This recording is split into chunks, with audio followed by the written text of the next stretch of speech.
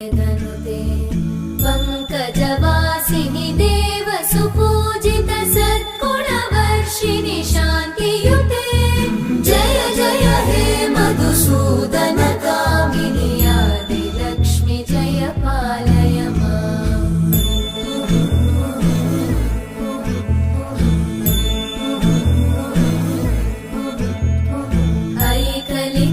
ऐकलिकल्मषनाशिनि कामिनि वैदिकरूपिणि वेदमये क्षीरसमुद्भव